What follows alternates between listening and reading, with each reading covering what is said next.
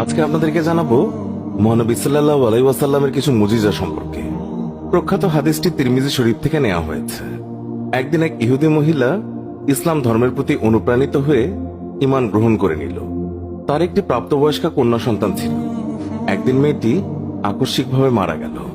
অন্যান্য ইহুদিরা ভৎসনা দিতে শুরু করলো যে মুসলমান হবার কারণেই তোমার মেয়ে মারা গিয়েছে। ইহুদিদের এইসব বাজে কথা শুনে স্বামী স্ত্রী দুজনেই কাঁদতে শুরু করে দিলেন। বিরহ সহ্য করতে না পেরে এক পর্যায়ে দুইজনই আল্লাহ নবী সাল্লাল্লাহু আলাইহি ওয়াসাল্লামের দরবারে হাজির হয়ে আরজ করল, ইয়া রাসূলুল্লাহ, সবেমাত্র আমরা ঈমান গ্রহণ করে মুসলমান হয়েছি। কিছুদিন যেতে না যেতেই আমাদের একমাত্র যুবতী কন্যা মারা গিয়েছে। আমরা তাকে ইসলামী তরিকায় দাফনও করেছি। আমরা ঈমান গ্রহণ করার পরপরই আমাদের কন্যা মারা যাওয়াতে আমাদেরকে গোত্রীয় লোকেরা ভৎসনা দিচ্ছে। তারা বলছে ঈমান আনার কারণেই সে মারা গিয়েছে। নবী করিম সাল্লাল্লাহু আলাইহি ওয়াসাল্লাম তাদের বিবরণ শুনে বললেন, তোমরা আমাকে তার কবরের পাশে নিয়ে চলো। রাসূলের নির্দেশ মোতাবেক তারা তাকে একটি পাহাড়ের পাদদেশে নিয়ে গেল। সেখানে দাঁড়িয়ে ইশারা করে বলল, ওই যে পাহাড়ের উঁচুতে আমার মেয়ের কবর। এরপর নবী করিম সাল্লাল্লাহু আলাইহি ওয়াসাল্লাম নিচে দাঁড়িয়ে বললেন, হে আল্লাহর বান্দা, নবী করিম সাল্লাল্লাহু আলাইহি ওয়াসাল্লাম ডাকছে, তুমি বেরিয়ে এসো। নবীজির এই কথা শুনে সাথে সাথে কবর চিরে মেয়েটি বেরিয়ে এলো এবং ছুটে গিয়ে মা বাবার সঙ্গে সাক্ষাৎ করল। নবী করিম সাল্লাল্লাহু আলাইহি ওয়াসাল্লাম কবর থেকে বেরিয়ে আসা মেয়েটিকে বললেন, বলো, তুমি যেখানে ছিলে সেখানে যেতে চাও নাকি মা বাবার সঙ্গেই থাকতে চাও? যুবতী মেয়েটি বলল, হে আল্লাহর রাসূল, আপনি আমার জন্য দোয়া করুন যেন আমার মা বাবার অন্তর থেকে আমার মায়া চলে যায়। তারা যেন আমার জন্য কান্নাকাটি না করে। আমি আমার স্থানে চলে যেতে চাই, কারণ আল্লাহ তাআলাকে আমি আমার মা বাবার চেয়ে অধিক ভালো পেয়েছি। হে আল্লাহ, আপনি আমাদের সবার গুনাহ ক্ষমা করে দিন, আমিন। কবর হলো আখিরাতের প্রথম ঘাঁটি। হাদিসে আছে, হযরত উসমান রাদিয়াল্লাহু তাআলা আনহু তিনি যখন কোনো কবরের পাশে দাঁড়াতেন তখন এমন ভাবে কাঁদতেন যে নিজের দাড়ি মুবারক ভিজে যেত। তাই একবার তাকে জিজ্ঞাসা করা হলো, আপনি জান্নাত এবং জাহান্নাম স্মরণ করে এত কাঁদেন কেন? যতটুকু কাঁদেন কবর দেখে, এর কারণ কি? তিনি বললেন, রাসূলুল্লাহ সাল্লাল্লাহু আলাইহি ওয়াসাল্লাম বলেছেন, কবর হচ্ছে আখিরাতের প্রথম ঘাঁটি। এখানে যদি কেউ রক্ষা পেয়ে যায় তাহলে পরবর্তী সব ঘাঁটি তার জন্য সহজ হয়ে যাবে, আর এখানে যদি কেউ রক্ষা না পায় তাহলে পরবর্তী সব ঘাঁটি তার জন্য খুব কঠিন হবে। তিনি আরো বললেন, রাসূলুল্লাহ সাল্লাল্লাহু আলাইহি ওয়াসাল্লাম বলেছেন, মেরাজের রজনীতে আমি যত ভয়াবহ দৃশ্য দেখেছি তার মধ্যে কবরের আযাবই হচ্ছে সবচেয়ে ভয়াবহ। তিরমিজি, হাদিস নাম্বার 2308। কবরের আযাব সম্পর্কে অসংখ্য অগণিত আয়াত এবং হাদিস রয়েছে যা থেকে স্পষ্ট বোঝা যায় কবরের আযাব সত্য। এতে কোনো সন্দেহ নেই। কবরের আযাবের কিছু নিদর্শন মাঝে মধ্যে আল্লাহ পাক দুনিয়াবাসীকে দেখান, যার দ্বারা মানুষের আল্লাহ তাআলার উপর ইয়াকিন এবং বিশ্বাস বেড়ে যায়। যেমন শাইখুল হাদিস আল্লামা জাকারিয়া রাহমাতুল্লাহ আলাইহি ফাজায়েলে আলম কিতাবে একটি ঘটনা উল্লেখ করেছেন, যে এক ব্যক্তি তার এক আত্মীয়কে কবর দিতে যেয়ে টাকার থলি কবরে ভুলে ফেলে আসে। তারপর মনে পড়লে গোপনে কবর খুঁড়ে টাকার থলি আনতে গেল। গিয়ে দেখে কবরের মধ্যে দাও দাও করে আগুন জ্বলছে। এই আগুনই হলো কবরের আযাব। কবরের আযাব সম্পর্কে হাদিসে অনেক ধরনের শাস্তির কথা উল্লেখ আছে। যেমন হাদিসে আছে, কবর হয়তোবা জান্নাতের বাগান সমূহের মধ্যে হতে একটি উল্লেখযোগ্য বাগান, অথবা জান্নাতের গর্ত সমূহের মধ্যে হতে একটি গর্ত। কবরবাসী যদি নেককার হয় তাহলে তার কবর হবে জান্নাতের বাগান, আর যদি বদকার হয় তাহলে তার কবর হবে জাহান্নামের গর্ত। কাশফের অধিকারী এক বুজুর্গ ব্যক্তি এক গ্রামে যান। তাকে দেখে সেখানকার লোক বলল, হযরত, এখানে এমন একটি কলসি আছে, কোনো সময় তার পানি ঠান্ডা হয় না, সবসময় গরম থাকে। এই ব্যাপারটি কি তা আমাদের বোধগম্য নয়। তিনি বললেন, ঠিক আছে, কলসিটি আজ রাতে আমার কাছে রেখে যাও। লোকেরা কলসিটি এনে তার কাছে রেখে গেল।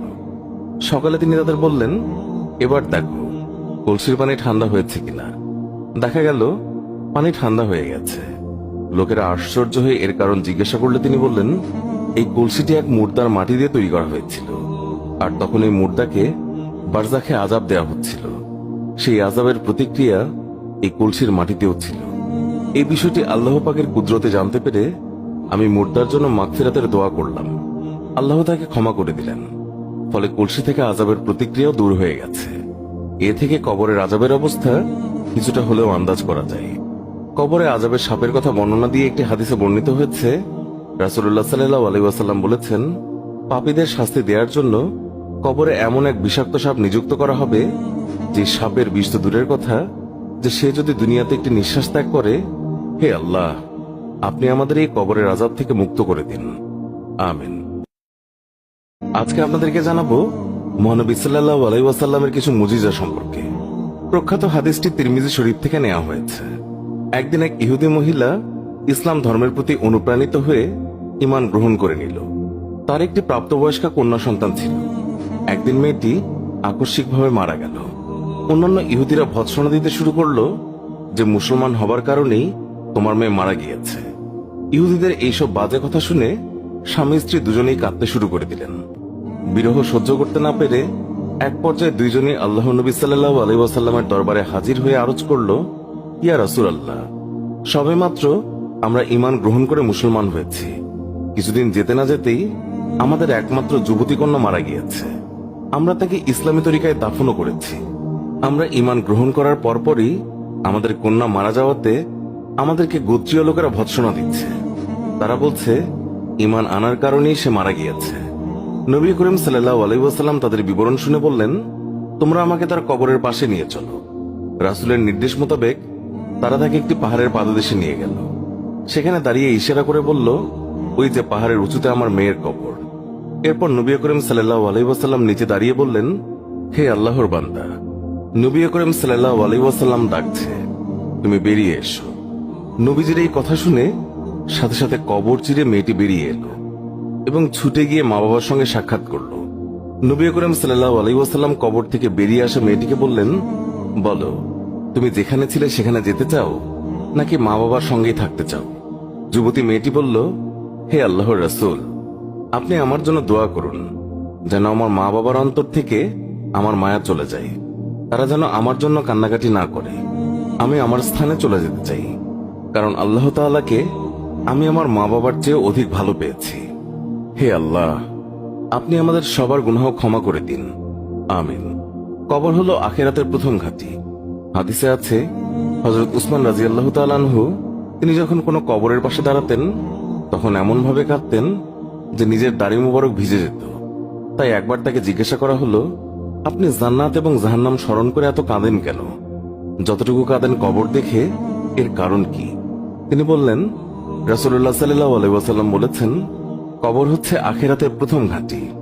এখানে যদি কেউ রক্ষা পেয়ে যায় তাহলে পরবর্তী সব ঘাঁটি তার জন্য সহজ হয়ে যাবে, আর এখানে যদি কেউ রক্ষা না পায় তাহলে পরবর্তী সব ঘাঁটি তার জন্য খুব কঠিন হবে।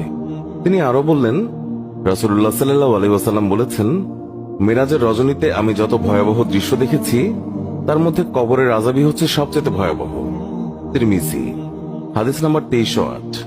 কবরের আযাব সম্পর্কে অসংখ্য অগণিত আয়াত এবং হাদিস রয়েছে, যা থেকে স্পষ্ট বোঝা যায় কবরের আযাব সত্য। এতে কোনো সন্দেহ নেই। কবরের আযাবের কিছু নিদর্শন মাঝে মধ্যে আল্লাহ পাক দুনিয়াবাসীকে দেখান, যার দ্বারা মানুষের আল্লাহ তাআলার উপর ইয়াকিন এবং বিশ্বাস বেড়ে যায়। যেমন শাইখুল হাদিস আল্লামা জাকারিয়া রাহমাতুল্লাহ আলাইহি ফাজায়েলে আলম কিতাবে একটি ঘটনা উল্লেখ করেছেন, যে এক ব্যক্তি তার এক আত্মীয়কে কবর দিতে যেয়ে টাকার থলি কবরে ভুলে ফেলে আসে। তারপর মনে পড়লে গোপনে কবর খুঁড়ে টাকার থলি আনতে গেল। গিয়ে দেখে কবরের মধ্যে দাউ দাউ করে আগুন জ্বলছে। এই আগুনই হলো কবরের আযাব। কবরের আযাব সম্পর্কে হাদিসে অনেক ধরনের শাস্তির কথা উল্লেখ আছে। যেমন হাদিসে আছে, কবর হয়তোবা জান্নাতের বাগান সমূহের মধ্যে হতে একটি উল্লেখযোগ্য বাগান, অথবা জান্নাতের গর্ত সমূহের মধ্যে হতে একটি গর্ত। কবরবাসী যদি নেককার হয় তাহলে তার কবর হবে জান্নাতের বাগান, আর যদি বদকার হয় তাহলে তার কবর হবে জাহান্নামের গর্ত। কাশফের অধিকারী এক বুজুর্গ ব্যক্তি এক গ্রামে যান। তাকে দেখে সেখানকার লোক বলল, হযরত, এখানে এমন একটি কলসি আছে, কোনো সময় তার পানি ঠান্ডা হয় না, সবসময় গরম থাকে। এই ব্যাপারটি কি তা আমাদের বোধগম্য নয়। তিনি বললেন, ঠিক আছে, কলসিটি আজ রাতে আমার কাছে রেখে যাও। লোকেরা কলসিটি এনে তার কাছে রেখে গেল। সকালে তিনি তাদের বললেন, এবার দেখো কলসির পানি ঠান্ডা হয়েছে কিনা। দেখা গেল পানি ঠান্ডা হয়ে গেছে।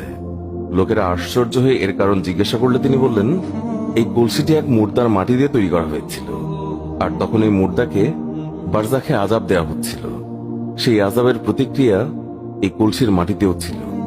এই বিষয়টি আল্লাহ পাকের কুদরতে জানতে পেরে আমি মুর্দার জন্য মাগফিরাতের দোয়া করলাম। আল্লাহ তাকে ক্ষমা করে দিলেন। ফলে কলসি থেকে আযাবের প্রতিক্রিয়াও দূর হয়ে গেছে। এ থেকে কবরের আযাবের অবস্থা কিছুটা হলেও আন্দাজ করা যায়। কবরে আযাবের সাপের কথা বর্ণনা দিয়ে একটি হাদিসে বর্ণিত হয়েছে, রাসূলুল্লাহ সাল্লাল্লাহু আলাইহি ওয়াসাল্লাম বলেছেন, পাপীদের শাস্তি দেওয়ার জন্য কবরে এমন এক বিষাক্ত সাপ নিযুক্ত করা হবে, যে সাপের বিষ তো দূরের কথা, যে সে যদি দুনিয়াতে একটি নিঃশ্বাস ত্যাগ করে, হে আল্লাহ, আপনি আমাদের এই কবরের আযাব থেকে মুক্ত করে দিন। আমিন।